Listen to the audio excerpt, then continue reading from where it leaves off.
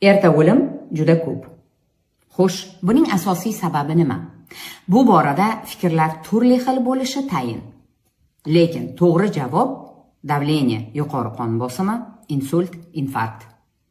Davleniyani, ya'ni qon bosimini tushirish uchun ko'pchilik yillar davomida surunkali ravishda tanaffussiz hattoki dori ichib yurishadi.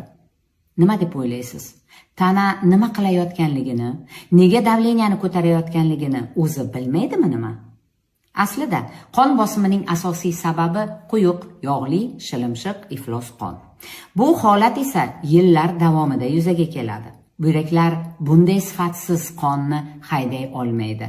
Ularning iltimosiga ko'ra davleniya ko'tariladi. Aks holda bunday qonni mayda kapillar tomirlardan itarib o'tkazishning iloji yo'q.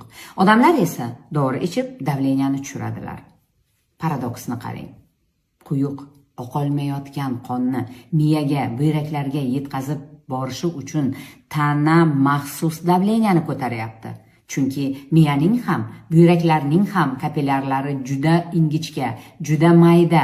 Ulardan bunday quyuq qon bemalol oqa olmaydi. O'ta olmaydi. Aynan qon oziqa moddalarini va kislorodni olib, miyadan tortib, oyoq uchigacha har bir hujayrani ta'minlash uchun yeldek yugurishi kerak. Yetkazib berish kerak. Organizm esa shunchalar mukammal, unikal biomexanizmki, u vaziyatni iloji boricha to'g'rilashga o'zi harakat qiladi. Lekin bizchi? Biz oddiygina hayot, tiriklik eliksiri, suvni normada, tanaga kerakli miqdorda ichmaymiz. Nimaymish? Hojatga yugurtirarmish. Bu shunday bo'lishi kerak-da axir. Dorilarni esa to'xtamay yutaveramiz. Afsuski, dorilarni bir umr ichib yurishlariga qaramay, odamlar baribir insult yoki infarkt bo'lishadi. Sizchi? Siz ham davleniya dorisini ichib insult yoki infarktdan qutulib qola olaman deb o'ylayapsizmi? Sog'liq haqida